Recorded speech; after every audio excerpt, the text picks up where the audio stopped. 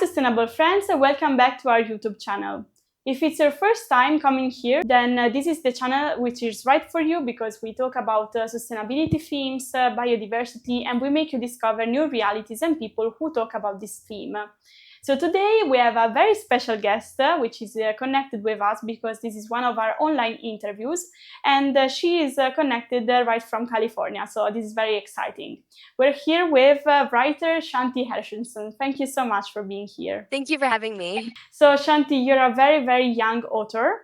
And in your latest publication, you talk about a theme which relates to what we do in the sustainability organization. But first of all, I wanted to ask you, when exactly did you start writing? Because you're very young, but you have already other publications ahead of you. And also you're an award-winning author. So I'm curious to know how you started. So I mean, this is the easy answer. I've loved writing for as long as I can remember. It's just been something that I've really been passionate about. I've loved creating stories. So when I was about 12 years old, I wrote my first book. And I also published my first book when I was 12 as well. And it was really honestly, it was the pandemic that gave me that time to really set out and complete a book, but also gave me the time to learn all of these different skill sets needed to publish. And did you have also any particular education processes, or was it something that was just in you? A little bit of both. I had never taken a formal writing class by the time my first book was released. Actually, it took me until I was in ninth grade to take like a writing class or just like a creative writing class in school. But there was also a lot of kind of self-education that went into it in that I did a lot of research, both with writing. I used a lot of different websites to try to learn more about, okay, what is this process? How do I actually write something that's good? But then subsequently, I also did so much research on marketing and cover design and all of the little business aspects that go into the process. And the majority are novels, right? But this latest publication, which was just published on the 21st of June, right? Which is Pontus and Electra, it is something that is kind of a mix, right, of poetry and novel. So I will go just right into talking about your latest book.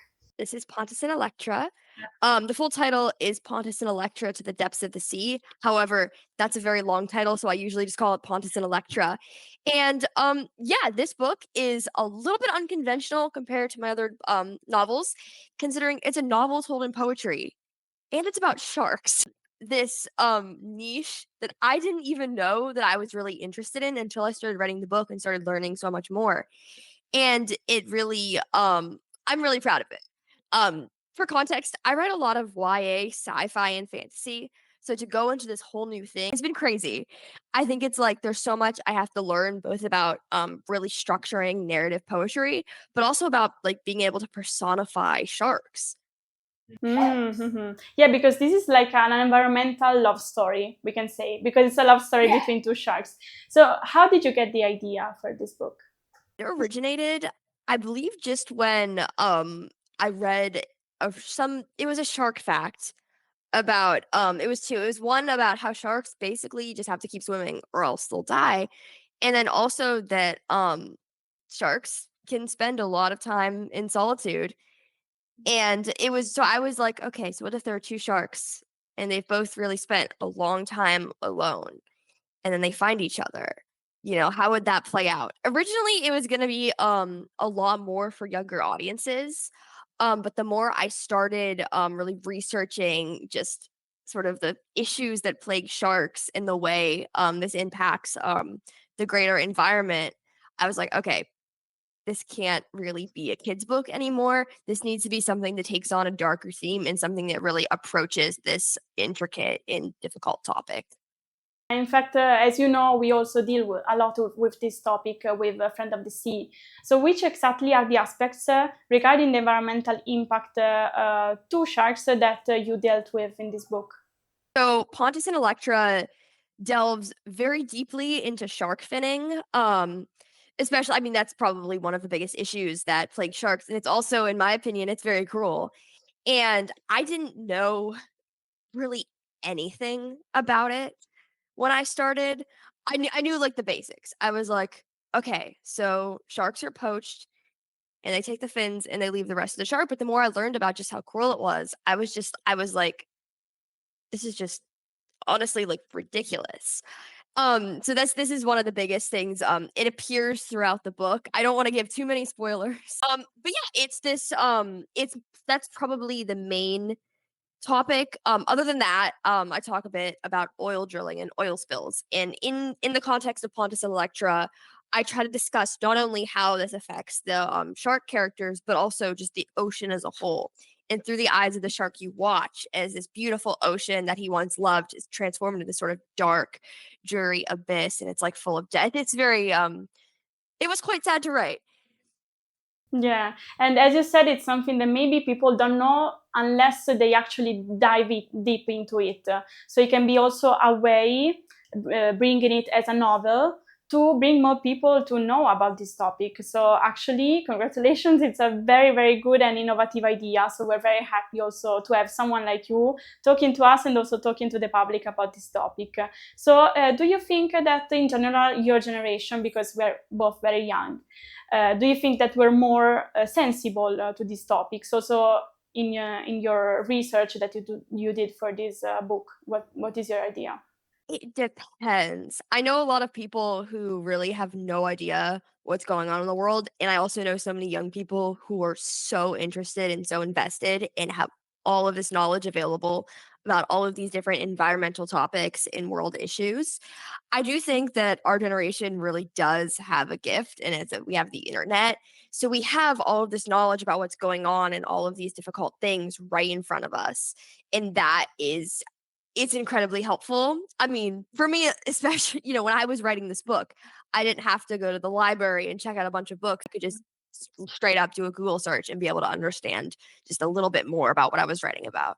Yeah, so we need a lot of more young people like you who bring out these themes. So thank you so much. This is the last question. Then we'll leave also all your social media, also all the links to buy the book. What is an advice that you would give to young authors like you, as you are already kind of accomplished? What is an advice for someone who is just starting? Probably the biggest thing. I say this every single interview, just write every single day. That was the most helpful thing. The moment I realized that I could write every single day, that's what really allowed me to finish my first book and my second and my third.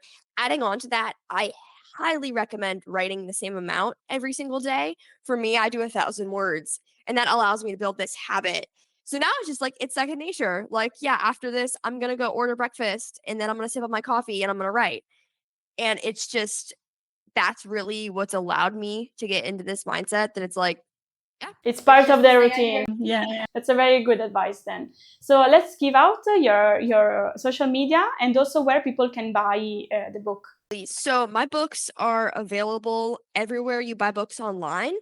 For Pontus and Electra, the ebook is available on Amazon's Kindle, and I do have paperbacks. However, the paperbacks are print on demand, so I quite like that because it means they're not printing an excess amount of paperbacks. And You're being sustainable also for that, so that's very great for us also. yeah, and you can also you can find links to my books on my website, which is shantihershenson.com. That's ShantiHershenson.com. And my Instagram is at Shanti Hershenson, and I'm on TikTok, and I have some fun posts about Pontus and Electra. I have fun posts about writing and my career and my story in general. And my TikTok is at Shanti Who Writes. Yeah, I saw it, and it's very funny and entertaining. It let also you see the background, let's say, behind the work of being an author. So thank you so much for all of your work. Really, congratulations, and we invite all the sustainable friends to go and check it out. So thank you so much, Shanti. Have a nice day, and good luck for all of your work. Thank you so much.